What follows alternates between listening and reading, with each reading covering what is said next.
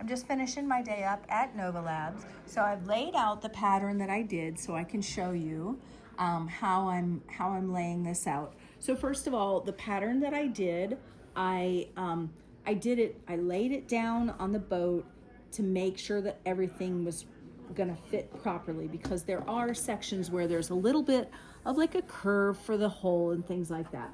So I laid it out, and then I realized I was gonna have to be concerned about top and bottom, right? Because it's got a curve on this side, not the same curve on this side.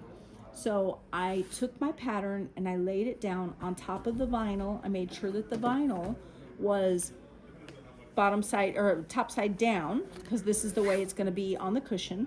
And then I cut my pattern, and then I lined out, this is where my seam is in pencil, and then I did the same thing with the denim. Although with the denim, I laid the denim side up because that's how I want to see it when this is a finished cushion, and then I flipped it over and I made the seams around the outside. Then I went and I cut all of these. These are 5 inches because the cushion is 4 inches thick. So I need a 1/2 inch on each side for the seam. So I cut them out and I numbered everything so that I will be able to reconstruct this when I come back to do the sewing next week. So I've got all of my sides. And then what I did is I made the closure side. So one of the things that I struggled with was how to do this. On the first cushion that I made, it looks beautiful. However, I did not put the Velcro in the middle of the back seam. I put it on the edge, and that created some problems in the way that it fits on the foam. So I decided to change it a little bit. So what I've done here is this will be attached to the vinyl, and so it will be attached this way. So what I'll need to do is I'll need to put the Velcro right along the top here, and then on this side I'll put the other side of the hook and loop here.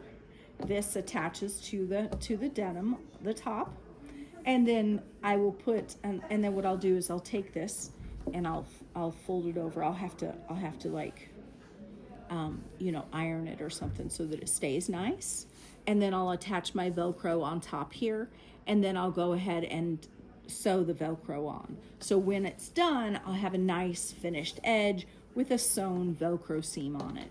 And so when I get done with that, then I will attach this finished edge to the loop on the other side, and then I will sew it to this piece here.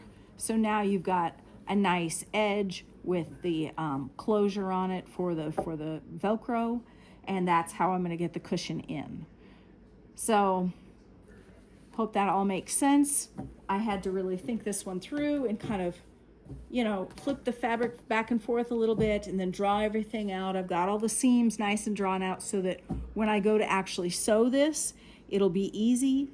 The other thing about having all the seams drawn out is it helps me keep it straight. The other thing I found out about the Consew, which is an industrial sewing machine, it's amazing. It's just smooth, except for it can go at some very high speeds. So what I've had to learn is to be a little bit more patient on the long stretch, because yesterday when I did my Velcro seam for the long cushion, let's just say I'm glad that no one can see it. It did kind of look like a drunken 5-year-old had put the cushion together. But I'm excited. It's all coming together, and I can really see it. So anyway, thank you for listening. I hope this helps if you decide to make some cushions.